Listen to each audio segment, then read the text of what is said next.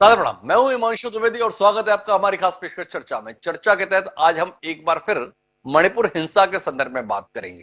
देखिए, मणिपुर हिंसा के संदर्भ में जो हम बात कर रहे हैं वो किसी समाधान के संदर्भ में नहीं, बल्कि हिंसा के आड़ में वहां जिस किस्म की बर्बरता हुई है और उसका खुलासा जिस प्रकार से सोशल मीडिया पर अब हुआ है उस पर बात करेंगे। मणिपुर में हालात अशांत 3 मई से लेकर आज, जब जुलाई महीना समाप्ति की ओर है, तब भी हालात काबू से बाहर है। कहने को वहां पर निर्वाचित सरकार है, पर उस निर्वाचित सरकार के काबू में हालात आ नहीं रहे हैं। वहां के मुख्यमंत्री एन बीरेन सिंह एक बार जाहिर कर चुके थे कि वो इस्तीफा दे रहे हैं और बाद में कुछ लोगों की मनुहार से वो मान भी गए और एक बार फिर सत्ता में बने हुए हैं। लेकिन सत्ता में बने रहने के बीच वहां की मुख्य आबादी जो कुकी और मैतेई में बटी हुई है, तीसरा मुख्य समुदाय जो नगा के संदर्भ में, उनके बीच के अंतर विरोध को सुलझा पाने में देश का, प्रदेश का हर वर्ग नाकाम साबित हो। पर आज हम इस पे बात क्यों कर रहे हैं? बात हम इसलिए कर रहे हैं कि सोशल मीडिया पर एक वीडियो वायरल हुआ है और उस वीडियो के अंतर्गत यह बताया जा रहा है कि 2 महिलाओं को तकरीबन सैकड़ों इसे पर घेर कर निर्वस्त्र परेड करा रहे हैं। बताया जाता है कि एक समुदाय की इन महिलाओं के परिजनों पर हमला बोला गया, उनके परिजनों की हत्या कर दी गई और बाद में इन महिलाओं के साथ भी अमानवीय व्यवहार किया गया। और यह अमानवीय व्यवहार किसी दूरस्थ इलाके में नहीं हुआ। इंफाल, जो मणिपुर की राजधानी है, वहां से तकरीबन 35 किलोमीटर दूर की यह घटना बताई जाती है। महत्वपूर्ण बात यह भी है कि यह घटना कल, परसों या हफ्ते 2 हफ्ते पुरानी नहीं, बल्कि यह वीडियो 4 मई का बताया जा रहा है। अर्थात 4 मई से लेकर आज, जब 20 जुलाई हो रही है, तब तक देश और प्रदेश की सरकार इस मसले पर सो ही रही।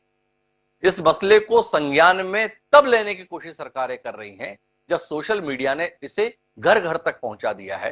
पूरी दुनिया में देश का सिर शर्मसार हो गया है। प्रधानमंत्री नरेंद्र मोदी तक को आज ये कहने के लिए बाध्य होना पड़ा कि इस घटना से 140 करोड़ देशवासियों का सिर नीचा हो गया है। पर महत्वपूर्ण बात यह है कि इतनी विभत्स किस्म की घटना हुई और इस घटना को लेकर प्रदेश सरकार ने अपने स्तर पर कोई प्रतिक्रिया नहीं दी, कोई कदम नहीं उठाया। किस बात का इंतजार करती रही सरकार?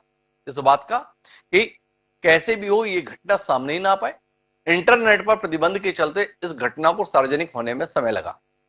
पर इसका दूसरा पहलू भी उतना ही महत्वपूर्ण है। हम सरकार को कोस सकते हैं, पर दूसरा पहलू यह भी है कि वहां जो मणिपुर उत्तर पूर्व का एक महत्वपूर्ण राज्य है, परस्पर किस अंतर्द्वंद का शिकार है।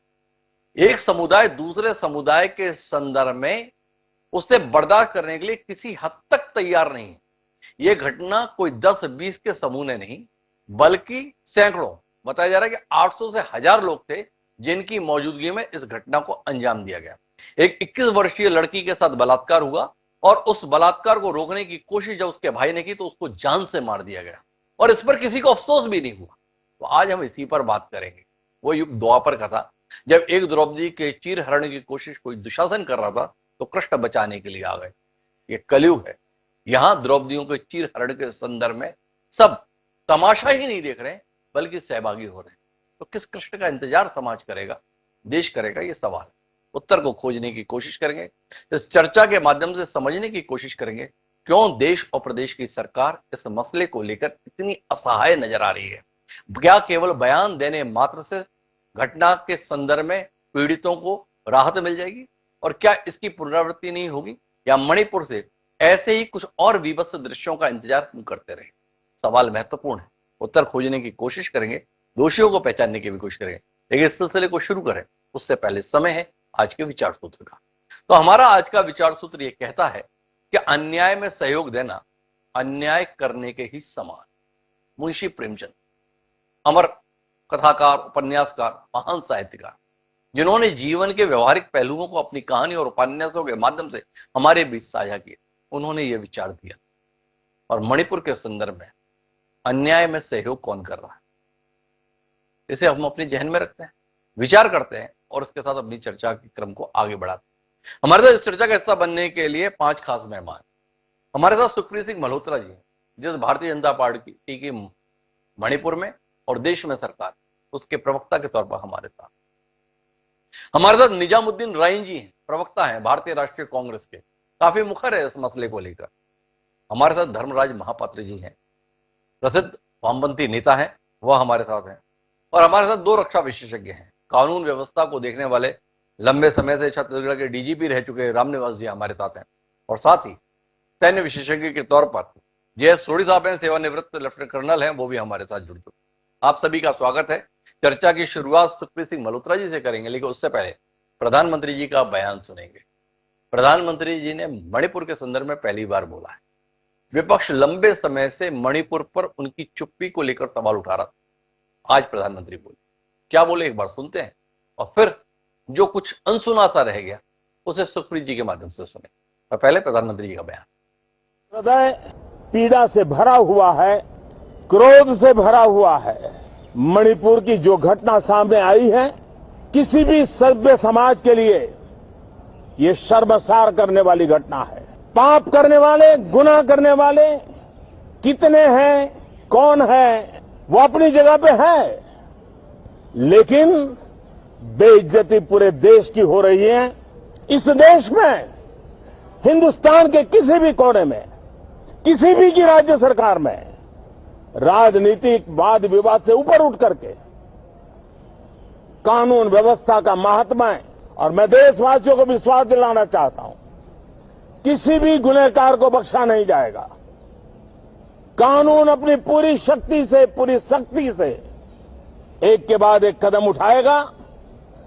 मणिपुर की इन बेटियों के साथ जो हुआ है, इसको कभी माफ नहीं किया जा सकता है।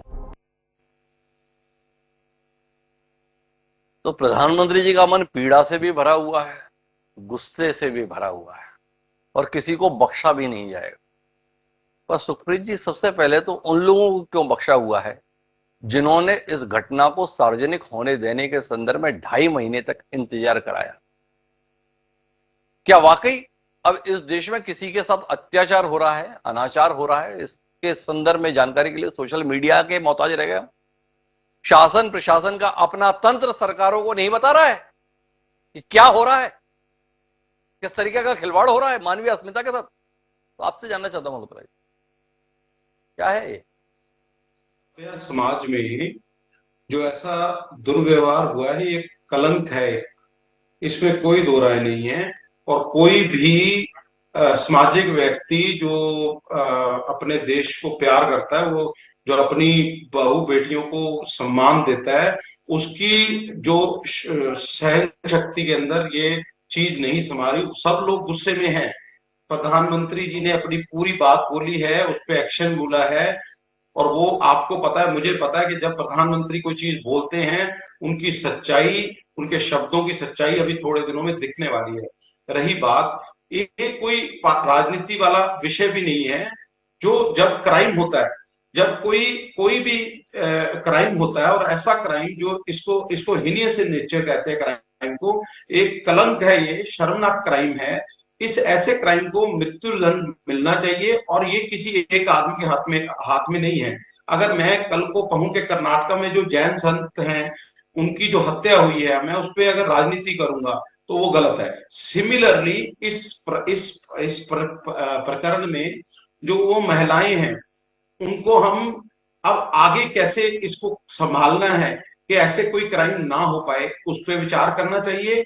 और इस पे राजनीति ना करके, बेटियां सबकी सांझी है सर, बेटियां बहनें सबकी। आपका जो ये दलील रहती है ना, जो भी आपके खिलाफ हो उसमें दलील यही होती है, इसमें राजनीति नहीं होनी चाहिए। राजनीति किस में होनी चाहिए? जो हमारे लिए मुफीद हो। अगर ये पश्चिम बंगाल में हो रहा है तो इसमें राजनीति होनी चाहिए। तृणमूल कांग्रेस को कटघरे में खड़ा करना चाहिए, ममता बनर्जी को पद से हटाया जाना चाहिए।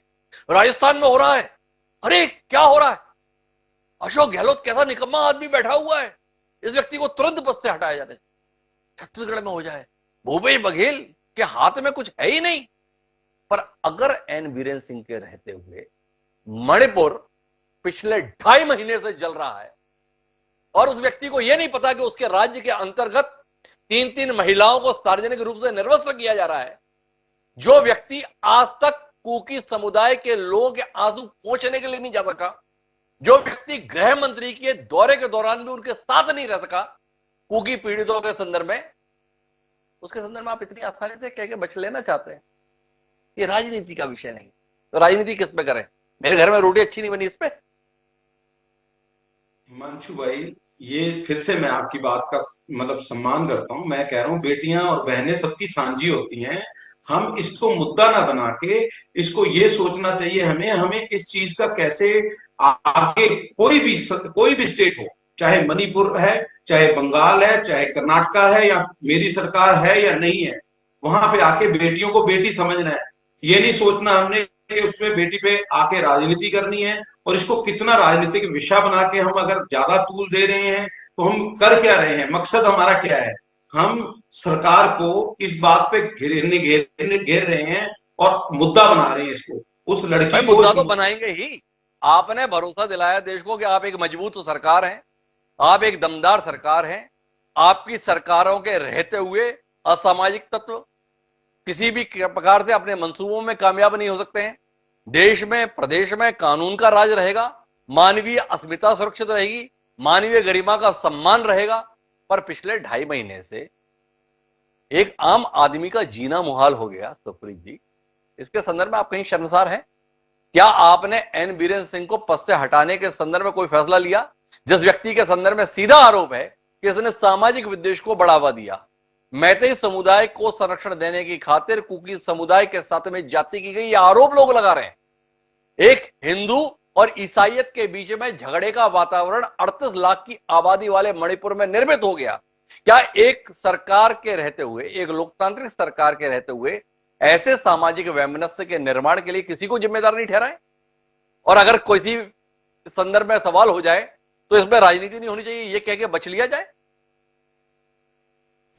मैं फिर से कहूंगा सर, इसमें बचने वाली बात नहीं मैं बोल रहा। मैं नहीं कह रहा कि उस आदमी को छोड़ना चाहिए, उनको मृत्यु दंड मिलना चाहिए, ऐसे कल्प्रिट्स को बिल्कुल छोड़ना नहीं चाहिए, मिसाल देनी चाहिए। और मैं तो उन सबको गुनहगार मानता हूं जो सामने खड़े होकर। तो आप इस बात की हिमायत कर रहे हैं कि 1000 लोग शामिल थे इस कृत्य को अंजाम देने के संदर्भ में, तो 1000 लोगों के मृत्यु दंड की पैरवी कर रहे हैं सुप्रीत सिंह मल्होत्रा जी? या कुल मिलाकर माहौल को लेकर हमारे खिलाफ लोगों की भावनाएं ना हो, इसलिए ऐसे तलकी भरे हुए बयान दे दिए जाए? लोगों को लगा नहीं नहीं यार ये बहुत ठीक लोग हैं, इसलिए 1000 लोगों को मृत्युदंड देंगे। 1000 से ऊपर लोग शामिल थे इस घटना को अंजाम देने के लिए। तो सवाल इस बात का है सुप्रीत जी, फिर मैं आगे बढ़ूंगा निजामुद्दीन राय जी के पास, इस घटना पर अफसोस बनाए या 1000 लोग इतनी कटुता, इतनी क्रूरता और इतनी वैमनस्यता के साथ जीवन जी रहे हैं कि उन्हें दूसरे व्यक्ति का जीना भी बर्दाश्त नहीं, और इस तरीके की घटना में सहभागी हो गए। उस वातावरण को निर्मित करने वालों को जिम्मेदार ठहरा के उनके वो सूली पे लटकाया जाए, ये सवाल।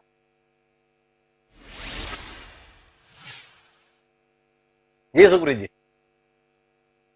मैं सर यही कहूंगा कि जब बेटियों का विषय होता है और जब बहनों का विषय होता है और जैसी अस्मिता का सवाल है, जहां पे हमें बहुत बहुत सोच समझदारी से आगे बढ़ना चाहिए। 1000 लोगों ने जिन्होंने देखा, मैं उनको कल्प्रिट ही मानता हूं, क्योंकि वो लोगों को उस टाइम पे खड़े होना चाहिए था। एक समाज ऐसा, एक हम लोग सब लोग इसमें विचार करने लायक है। ये उसमें 1000 में कोई एक ये नहीं हो सकता कि सब लोग एक ही पार्टी के समर्थन में होंगे। वो सब लोग अलग अलग पार्टियों से भी हो सकते हैं। और जन सदानता तो उसमें जहां पे ये पार्टी का विषय नहीं, समुदायों के बीच घृणा, नफरत और द्वेष के वातावरण का विषय है सुप्रीत जी। ये भाजपा, कांग्रेस, वामपंथियों के बीच का संघर्ष नहीं है। यहां पर कुकी, नागा और मैतेई समुदाय के बीच एक दूसरे को जिंदा ना देखने के मंसूबे और मंशा का विषय है।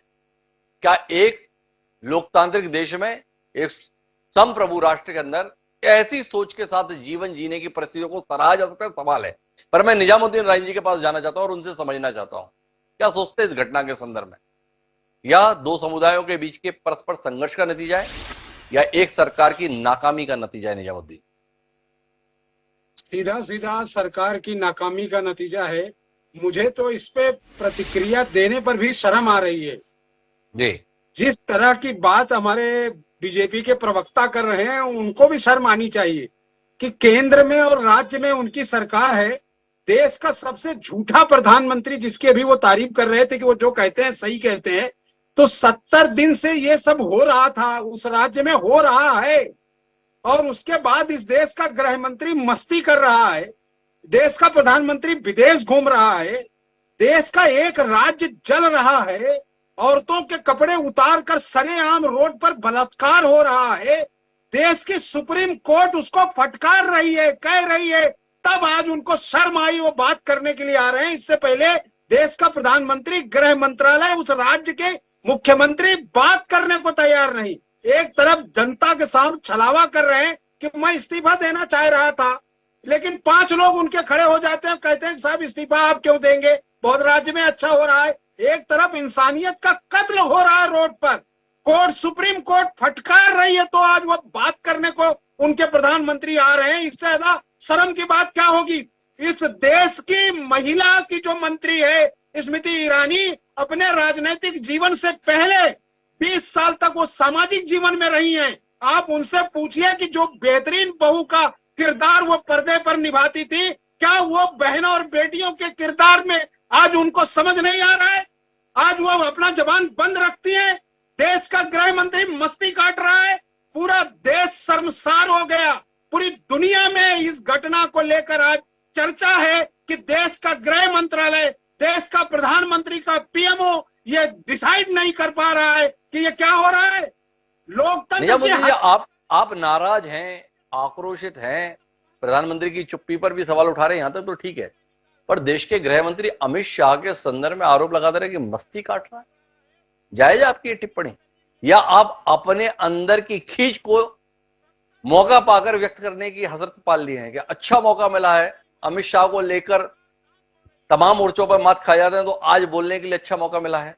अमित शाह स्वयं मणिपुर गए, 4-4 दिन रहे, वहां पर अभियान चलाया गया, हालात को काबू में पकड़ने की कोशिश भी की गई, पर आप कह रहे हैं कि वो मस्ती काट रहे हैं। तो मैं ये जानना चाहता हूं, ये मस्ती काटने को आप किस रूप में देखें, मतलब क्या मस्ती काट ली भाई। मस्ती काटने के हैं कि वो टहल रहे हैं दूसरे राज्यों में, दूसरे विषयों पर, दूसरी जगह सरकारें गिराने का काम चालू है, दूसरी जगहों पर राजनीतिक बहस चालू है। अरे देश में एक राज्य पूरी तरह से तबाह हो रहा है, वहां लोग एक दूसरे की हत्या कर रहे हैं, सरकारी मशीनरी फेल हो गई है, पुलिस के ऊपर पुलिस के ऊपर दंगाई जो है वो हावी हो रहा है, हथियार छीन कर भाग रहा है। इससे ज्यादा शर्म की बात क्या होगी देश में। अच्छा एक बात बताइए निजामुद्दीन जी, मैं बिल्कुल आपकी बात से इत्तेफाक रखते हुए जानना चाहता हूं, ऐसा पहली बार हो रहा है मणिपुर के संदर्भ में या उत्तर पूर्वी राज्यों के संदर्भ में? जब कांग्रेस इस देश पर शासन कर रही थी तब ये उत्तर पूर्वी राज्य दुनिया में शांति की मिसाल थे, सब लोग बड़े प्रेम भाव से परस्पर रहते थे, ये सामाजिक वैमनस्य, ये दूरियां, ये कटुता कहीं नहीं थी। ये भाजपा ही आए 2014 में, तब से ही ऐसा वातावरण बना।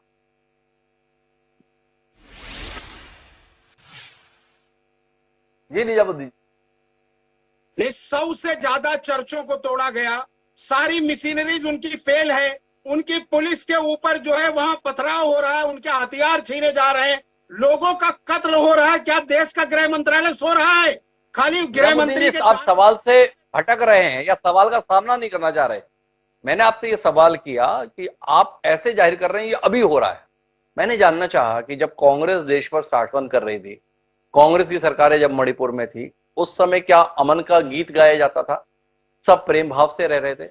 उस समय पर हालात इस प्रकार के कटुतापूर्ण नहीं थे? उस समय लोगों की हत्याएं नहीं हो रही थी? उस समय महिलाओं का बलात्कार नहीं हो रहा था?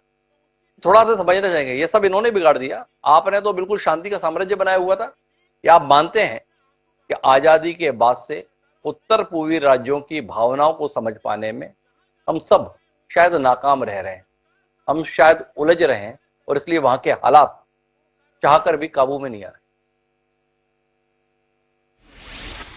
ये निजामुद्दीन, कांग्रेस के दौर में जिन राज्यों में कभी इस तरह की घटना हुई वहां कार्रवाई करने के लिए स्वतंत्र रहे हैं, अधिकारियों पर भी कार्रवाई हुई, नेताओं पर भी कार्रवाई हुई, लेकिन यहाँ 70 दिन से देश का पूरा प्रशासन जैसे सोया पड़ा है या वो सोया हुआ है। निजामुद्दीन जी का तर्क है कि भाई कांग्रेस में भी हुआ पर उस समय जिम्मेदार लोगों पर कार्रवाई होती थी। यहां उनकी पीड़ा इस बात को लेकर है कि 70 दिन से मणिपुर जल रहा है पर किसी के खिलाफ कोई कार्रवाई करने की जहमत कोई नहीं उठा रहा है। चर्चा को आगे बढ़ाते हैं। धर्मराज महापात्र जी मेरे पास हैं, उनके पास जाने, लेकिन उससे पहले मैं रामनिवास जी से बात करूंगा कानून व्यवस्था को लेकर। लेकिन अभी जिम्मेदारी है सुखप्रीत सिंह जी के हस्तक्षेप की, उनकी पार्टी और उनकी सरकार निशाने पर है, उनका हस्तक्षेप को सुनना हमारी जिम्मेदारी है। ये सुप्रीत जी क्या हो गया, क्या ऐसा बोल दिया? सर आप देखिए, एक तरफ ये कहते हैं कि हम इनको मतलब इनको पीड़ा नहीं है, इनको इस मुद्दे पे ना इनको पीड़ा नहीं है सर। आप इनकी आवाज से, इनकी लैंग्वेज से, इनकी भाषा से साफ तौर पे पता लग रहा है कि इनको मानसिक, इनका संतुलन जो है ना वो सिर्फ एक बात से मुद्दा, इनको कोई हर चीज में इनको मुद्दा चाहिए। ये राजनीति करने का विषय ही नहीं है, ये विषय एक एक बेटी और अच्छा, मैंने सुप्रीत जी, आप बार बार ये कह के बच रहे हैं ये राजनीति का विषय नहीं है। मैंने तो सवाल किया था राजनीति का विषय क्या है? मेरे घर में रोटी अच्छी नहीं बनी, आपकी पत्नी ने सब्जी अच्छी नहीं बनाई, अपने खेत में माली ने काम ठीक से नहीं किया, तो राजनीति इस पर होनी चाहिए। प्रदेश में कानून का राज नहीं है, इस पर बात नहीं होनी चाहिए। अरे कैसी बात कर रहे हो, कानून का राज पे बात करोगे तो राजनीति का तो अर्थ ही होता है राज करने की नीति। क्या नीति है आपकी? सवाल के घेरे में सुप्रीत जी वापस लौटूंगा, पर मैं आऊंगा अभी रामनिवास जी के बाद। और रामनिवास जी, आपसे जानना चाहूंगा, राजधानी से 35 किलोमीटर दूर 1000 आदमियों के द्वारा नंगा नाच किया गया, मेरे शब्द हैं इस पर। क्या सरकारें इतनी अनजान, इतनी वास्तविकताओं से परे रहती हैं कि उनके पास खबर नहीं आती कि क्या हो गया उनके राज्य में? जब सोशल मीडिया पे इंटरनेट बहाल होता है और उसमें जब ये वीडियो आते हैं, तब प्रदेश का मुख्यमंत्री बोलता है बहुत गलत हुआ, छोड़ेंगे नहीं। देश के मुखिया को भी तब कहना पड़ता है कि छोड़ेंगे नहीं। तो आपसे जानना चाहता हूं, क्या वाकई हमारे देश में सूचना तंत्र के इस दौर में, व्यवस्थाओं के इस दौर में, इतने अनजान और अपाहिज तंत्र के साथ हम चल रहे हैं कि इतनी बड़ी घटनाओं को लिए भी 2.5 महीने तक इंतजार करना पड़ता है संज्ञान में आने को लेकर? ये डॉक्टर साहब बड़ी दुखद घटना है और शर्मनाक घटना है, देश के लिए भी, राज्य के लिए भी। लेकिन की जानकारी नहीं मिलती हो, चाहे जब इंटरनेट नहीं था, सोशल मीडिया भी नहीं था और आम तरीके से जानकारी प्राप्त होती, तो भी जानकारी पुलिस के पास, प्रशासन के पास और राज्य सरकार के पास आ जाती थी और अभी भी आई होगी। उन्होंने जो भी आंतरिक रूप से अपनी कोशिश की होगी या जिस प्रकार से ये है, लेकिन सूचना तंत्र में शुरू से लेकर अभी तक कोई ऐसी इतनी कमजोरी नहीं है।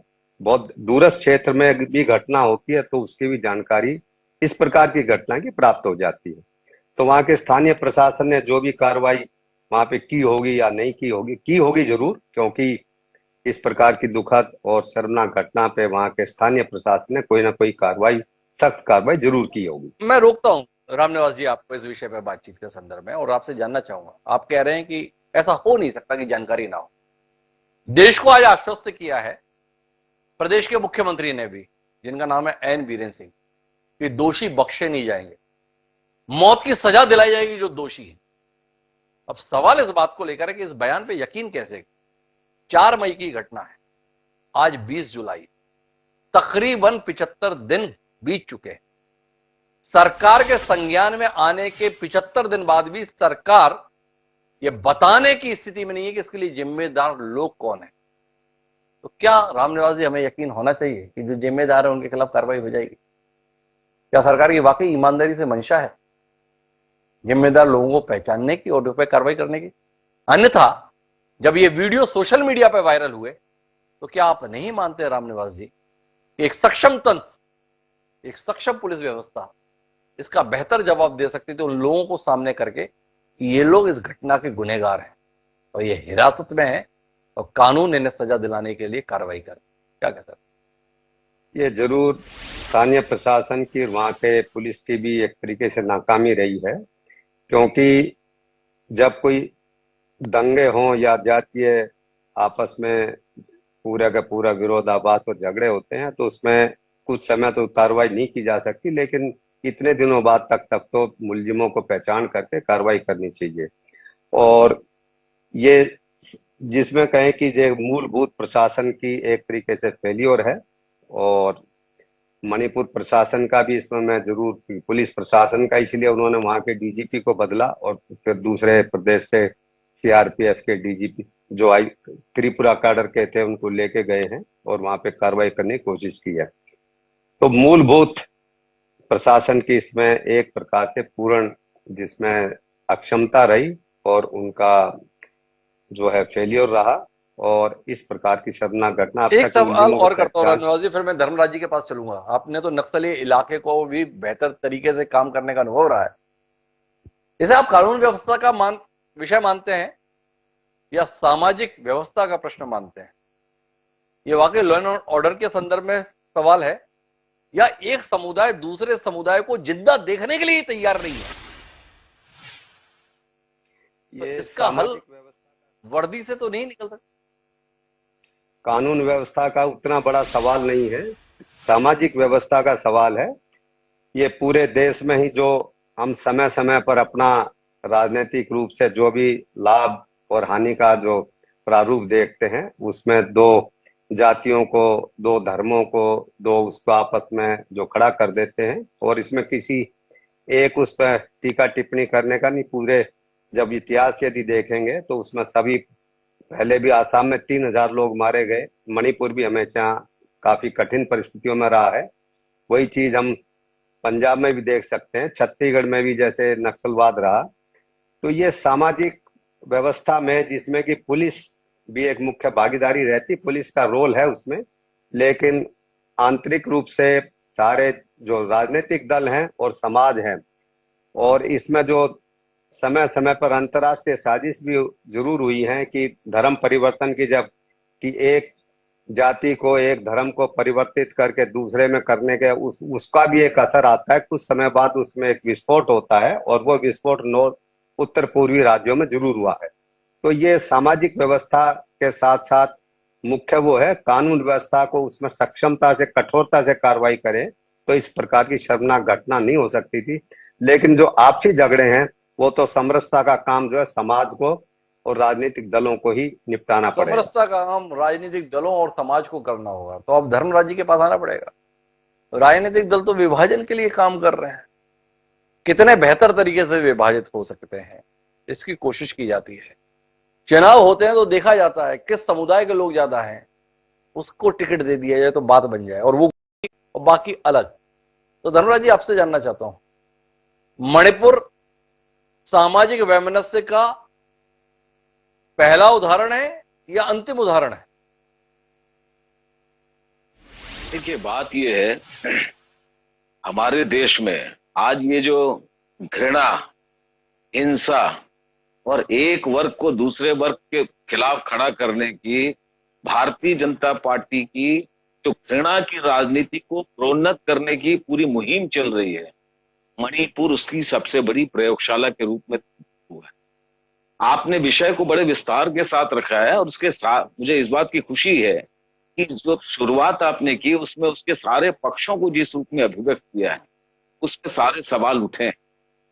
इसलिए मैं ये कहना चाहता हूं कि प्रधानमंत्री जी की आज जो टिप्पणी आई है, ये जो चुप्पी 75 दिनों तक प्रधानमंत्री की क्यों थी, ये सबसे बड़ा सवाल है हमारे सामने।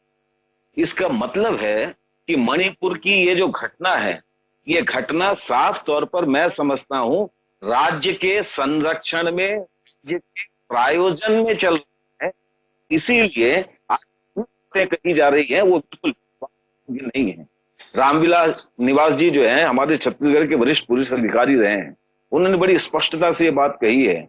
आपकी बातों की ही उन्होंने पुष्टि की कि इतनी बड़ी घटना अगर हुई है तो ये घटना जो है आज जब सार्वजनिक रूप से सोशल मीडिया में आई है, तब जो है सार्वजनिक हुई, ऐसा सोचना सही नहीं होगा। और अगर मान लीजिए इतनी बड़ी घटना पर कोई कार्रवाई नहीं होती, तो उसके लिए अगर प्रशासन ने कोई कदम नहीं उठाया, तो कदम इसलिए नहीं उठाया क्योंकि प्रशासन भी अंततः संबंधित सरकारों के अधीन काम करता है। और ये जो डबल इंजन की सरकार है, मणिपुर के अंदर जिनकी सरकार है, केंद्र के अंदर भी उनकी सरकार है। आज प्रधानमंत्री जी को जो गुस्सा प्रकट कर रहे हैं, रोष दिखा रहे हैं, अभिव्यक्त कर रहे हैं, उसके कारणों के बारे में हमारे दूसरे साथियों ने बात कही, मैं उस पर नहीं जाऊंगा। लेकिन प्रधानमंत्री जी की ये 75 दिन की जो चुप्पी है, उन्होंने जो है मणिपुर के अंदर शांति नहीं लाया, बल्कि आग में घी डालने का काम किया। क्यों ये सवाल हम नहीं पूछेंगे आज कि जब मणिपुर में ये हमारे जो भारतीय जनता पार्टी के मित्र हैं, जो बार बार आज कह रहे हैं कि राजनीति नहीं करनी चाहिए। अरे सबसे ज्यादा घृणा और हिंसा की राजनीति और इस किस्म की राजनीति को हवा देने का बुनियादी जो इस देश के अंदर मुहिम है वो आपके द्वारा प्रोन्नत किया गया है। मणिपुर के अंदर 75 दिन से ज्यादा जो है वो जल रहा है। आपने कहा गृहमंत्री जी गए हुए थे, गृहमंत्री जी 4 दिन थे, लेकिन गृहमंत्री जी की उपस्थिति में यहाँ पुलिस थाने लूटे जा रहे थे, सरकार के जो है हथियार लूटे जा रहे थे, और उसके बाद उनको पकड़ने में जो वो नाकाम हुए तो अपील किए गए कि आप जो है जो भी लोग ऐसे हैं जिन्होंने हथियार लूटा है वो जो है लाकर यहाँ सरेंडर करें। और कुछ थोड़े बहुत जो 2, 4, 5 हथियार आ गए तो उसके बाद बड़ा दावा किया गया कि अब शांति बहाली हो गई। और मणिपुर के अंदर ये हकीकत है हिमांशु जी कि देश की सारी राजनीतिक पार्टियों ने, क्योंकि उत्तर पूर्व एक संवेदनशील क्षेत्र है, वो हमारी दूसरे अन्य जो देश हैं उनकी सीमाओं से भी लगा हुआ है। उत्तर पूर्व की इस घटना पर देश की सारी राजनीतिक पार्टियों ने सकारात्मक पहलकदमी की। 12 राजनीतिक पार्टियों का दल जो है वो दिल्ली में डेरा डाले बैठा हुआ था प्रधानमंत्री जी की फ्रांस यात्रा के पहले। वो अलग अलग राजनीतिक दलों के मुखियाओं से मिल रहा था, उसमें कांग्रेस भी शामिल थी, सीपीएम के लोग भी शामिल थे, सारे राजनीतिक दलों से मिल रहे। वो केवल एक ही गुहार कर रहे थे, मणिपुर के अंदर शांति बहाली होनी चाहिए, एक आम कॉन्सेंसस बनना चाहिए, जनता के बीच में एक विश्वास बहाली होनी चाहिए और एक शांति के लिए राजनीतिक पहलकदमी होनी चाहिए। लेकिन हमारे धर्मराज जी, अब थोड़ा मुद्दे पर आते हैं। ये हालात क्यों बने?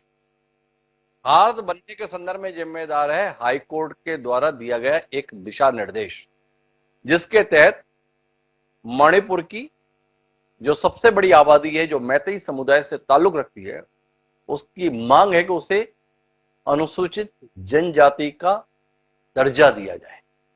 इसका कुकी समुदाय विरोध कर रहा है। अब निर्देश भाजपा का तो नहीं है, निर्देश एन बीरेन सिंह का भी नहीं है, निर्देश हाईकोर्ट का है। तो आपसे जानना चाहते हैं, तमाम राजनीतिक दल जो भाजपा के साथ सवाल जवाब कर रहे हैं, उनका अपना नजरिया क्या है? मैतेई समुदाय को दर्जा दिया जाना चाहिए, नहीं दिया जाना चाहिए? देखिए, मैं वही उसी बात पर आ रहा हूं। देखिए, मैतेई समुदाय को यह दर्जा दिया जाना चाहिए या नहीं दिया जाना चाहिए, हाईकोर्ट इस पर कोई फैसला नहीं ले सकता। इस पर अगर अंतिम फैसला लेना है तो संबंधित राज्य सरकार को लेना है और उस राज्य सरकार के निर्णय के आधार पर केंद्र की सरकार को लेना है। आपके सामने उदाहरण है छत्तीसगढ़ के अंदर 2012 में भारतीय जनता पार्टी ने छत्तीसगढ़ के अंदर जो आरक्षण की व्यवस्था थी, उस आरक्षण की व्यवस्था के अंदर जो भी बदलाव किए, उस बदलाव के खिलाफ जब हाईकोर्ट में कुछ लोग गए, हाईकोर्ट ने एक निर्णय दिया, उन निर्णयों का जो भी प्रतिकूल प्रभाव हुआ, उस प्रभाव को रेटिफाई करने के लिए अंततः छत्तीसगढ़ की विधानसभा में एक राजनीतिक पहलकदमी के जरिए एक प्रस्ताव लिया गया और अंततः जो वो प्रस्ताव केंद्र सरकार के द्वारा राष्ट्रपति महोदया के द्वारा स्वीकृत होगा या नहीं होगा, उसके आधार पर आरक्षण के बारे में जो भी अंतिम फैसला है, विधानसभा में प्रस्ताव पारित हो जाने के बावजूद अंततः उसके बाद ही उस पर अंतिम निर्णय होना है। इसलिए आरक्षण की जो प्रक्रिया है, उस प्रक्रिया के मामले में कोई हाईकोर्ट का निर्देश के आधार पर जो है आरक्षण का निर्णय नहीं हो सकता।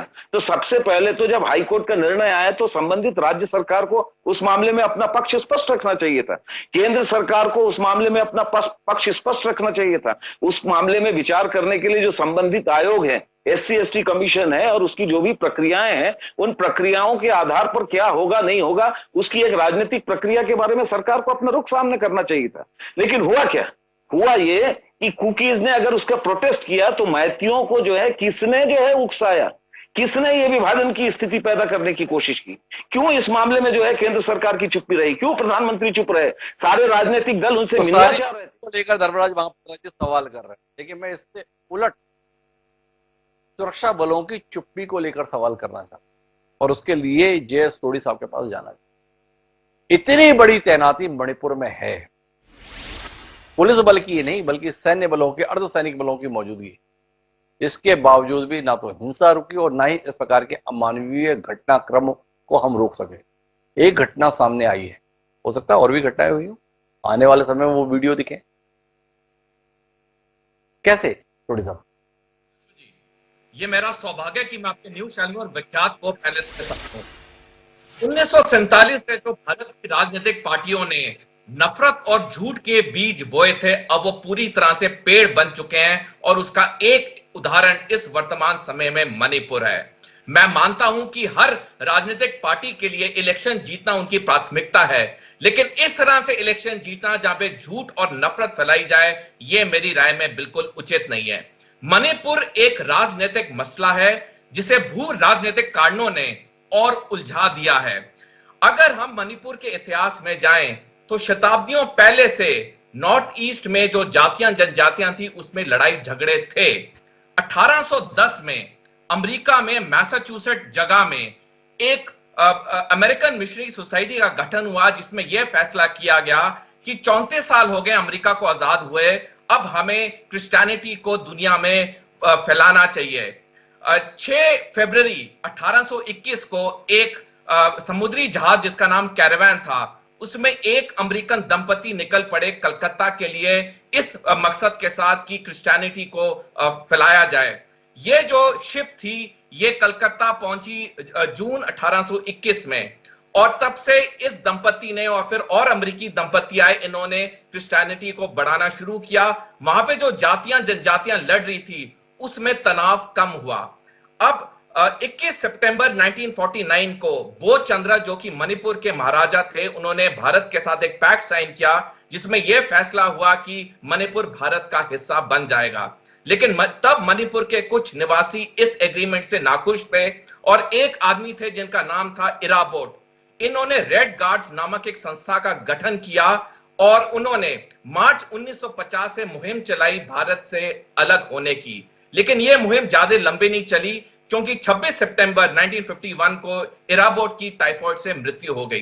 कुछ साल तक मणिपुर में शांति बनी रही, लेकिन इस मुहिम का दूसरा चरण आया 24 नवंबर 1964 से, और तब से लेके वहां पे ये लड़ाई झगड़े कम्युनिटीज के बीच में शुरू हो गए। 23 अगस्त 2008 को suspension of operations agreement sign किया गया, जिसके बाद मणिपुर में शांति आ गई, वहां लड़ाई झगड़े बिल्कुल खत्म हो गए। लेकिन पिछले कुछ सालों से राजनीतिक पार्टियों ने फिर वहां पे नफरत और झूठ के बीज बोने शुरू किए, और ये जो मणिपुर हाईकोर्ट का फैसला आया उससे पहले ही वहां पे कुकी और मैती समुदाय के बीच में राजनीतिक पार्टियों ने जो घृणा थी उसको बढ़ाना शुरू किया, और जब ये मणिपुर हाईकोर्ट का फैसला आया वो एक चिंगारी की तरह हुआ और मणिपुर पूरा जलना शुरू हो गया।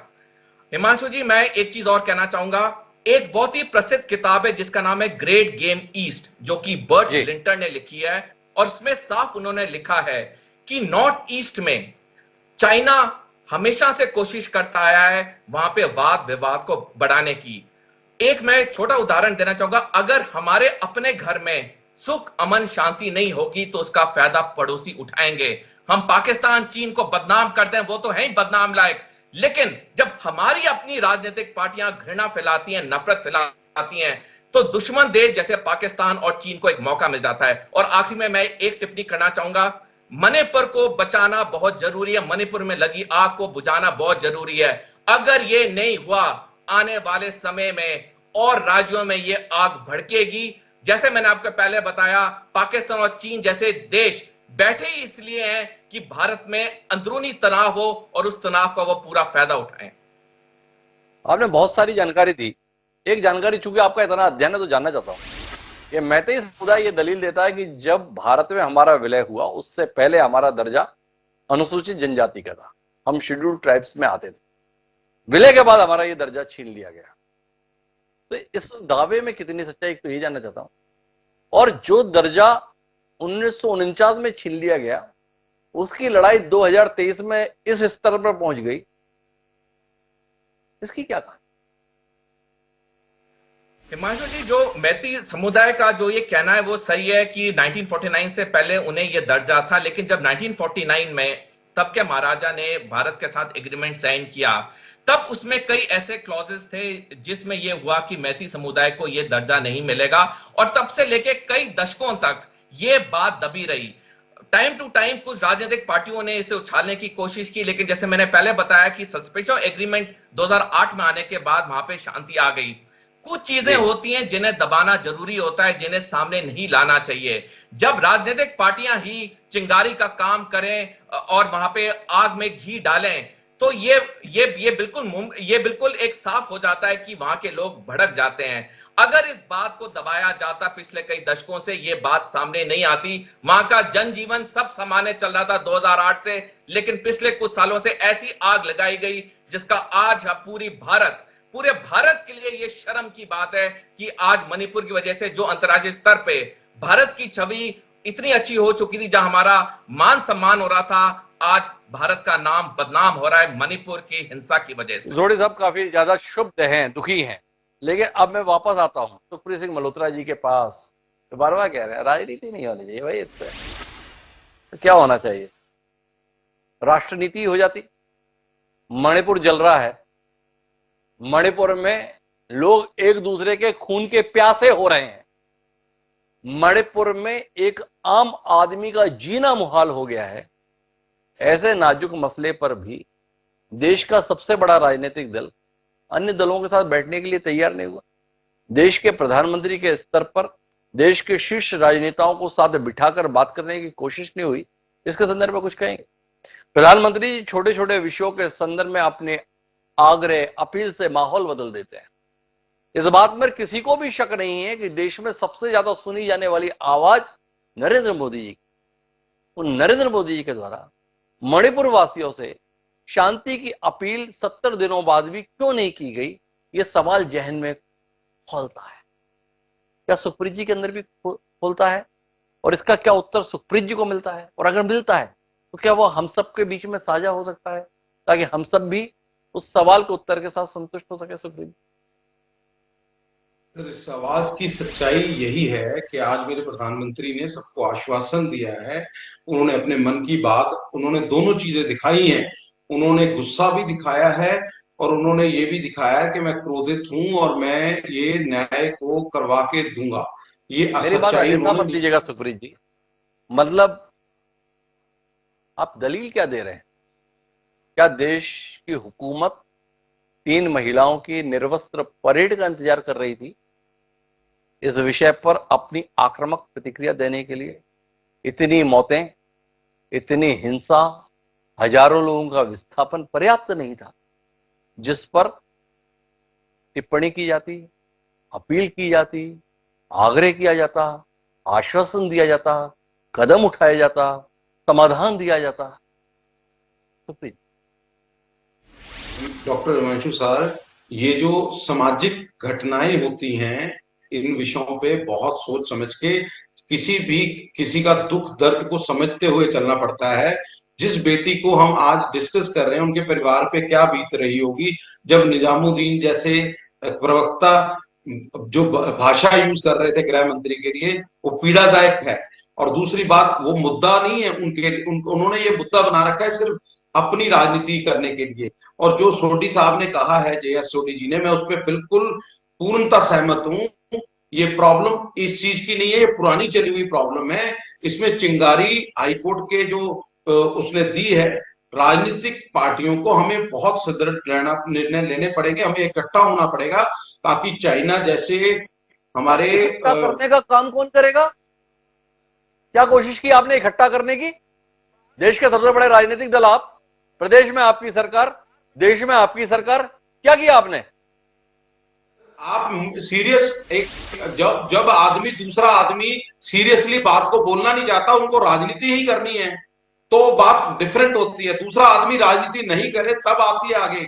अगर हिमांशु जी, अगर आप आज माफी चाहूंगा सुखप्रीत जी, राहुल गांधी मणिपुर दौरे पर गए थे और वहां पत्रकारों ने उनसे उकसाने वाले सवाल किए, उन्होंने सीधे तौर पर जवाब दिया था,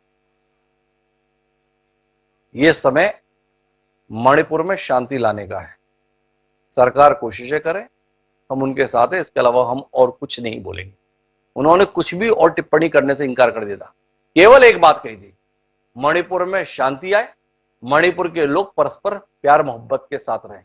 एक टिप्पणी नहीं की थी। इसके बाद आप कह रहे हैं ये लोग तो ऐसा चाहते हैं, ये लोग तो वैसा चाहते हैं, और क्या करे आदमी? सर, क्या आप इनकी इस भाषा का समर्थन करते हैं जो निजामुद्दीन जी ने यूज करी?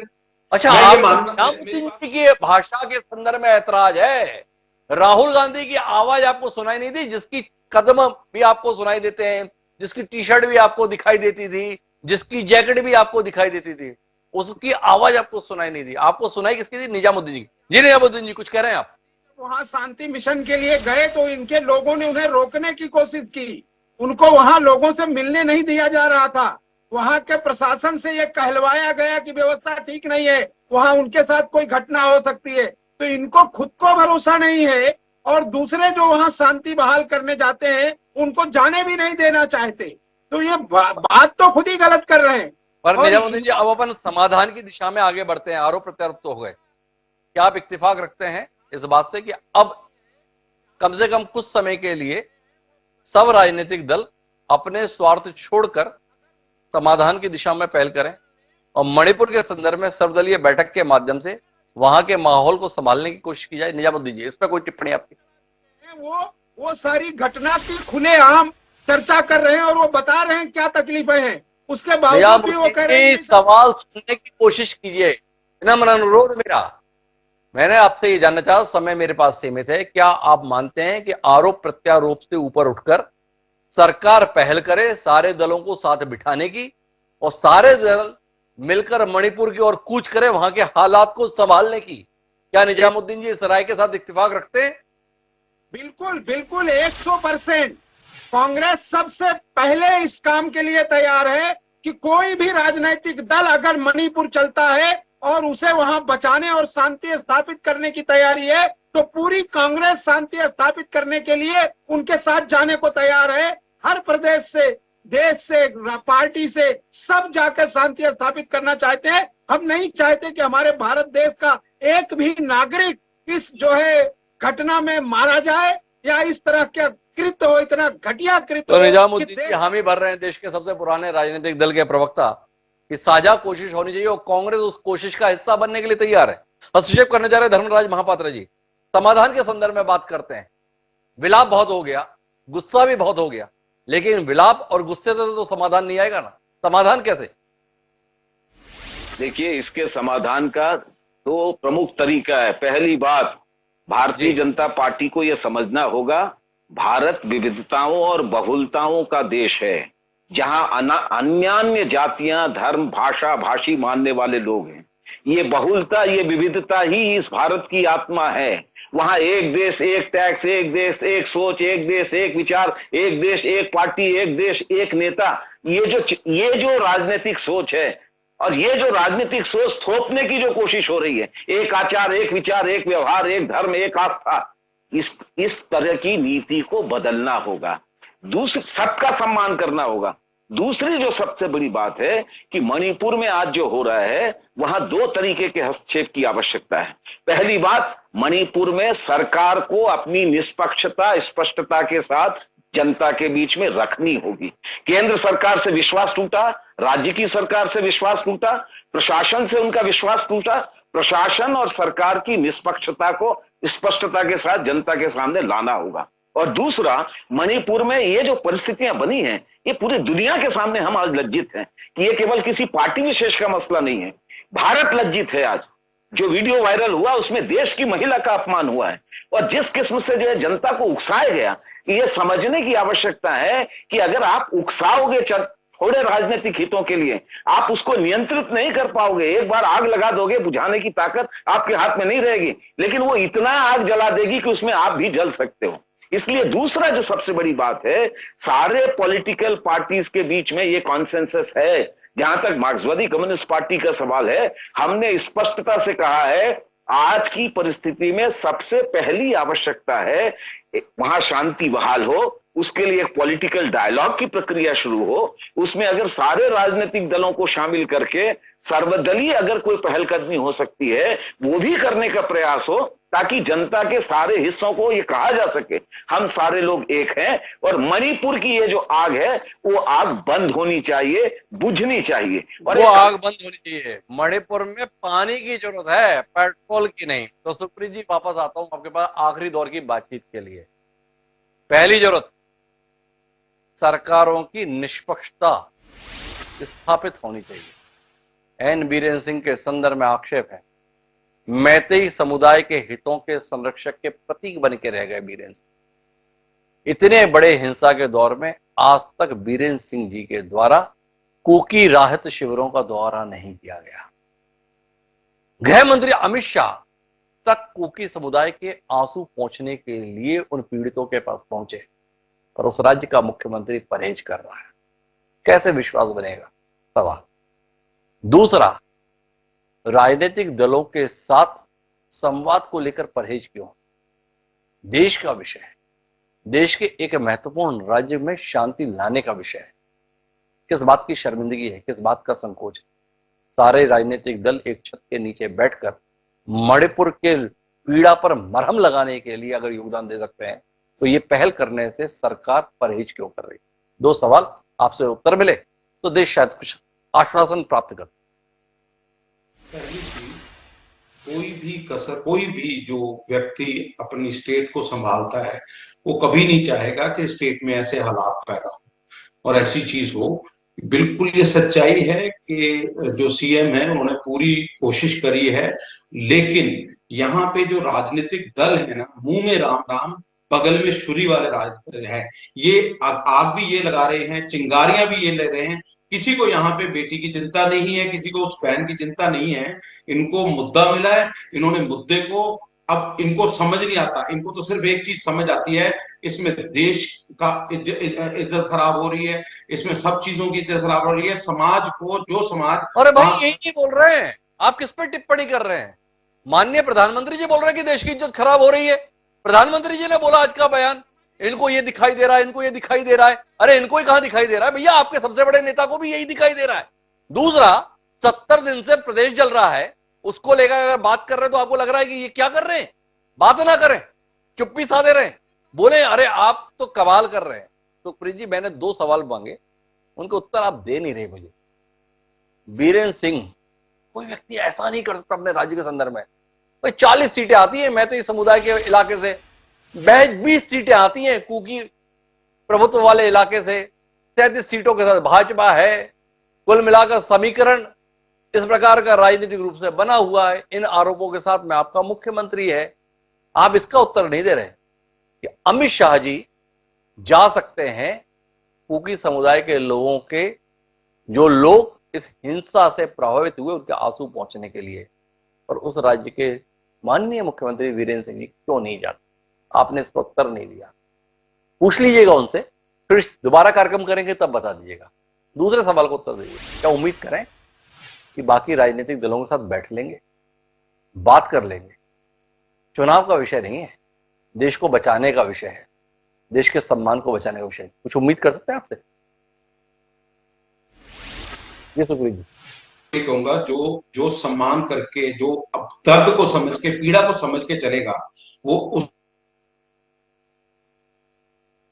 सुखप्रीत जी को शायद अभी और जरूरत है, लेकिन देश आज महसूस कर रहा है इस विषय पर किसी भी राजनीतिक दल के द्वारा अकेली कोशिश परवान नहीं चढ़ने वाली, और पहल करने की जिम्मेदारी तो सरकार की है।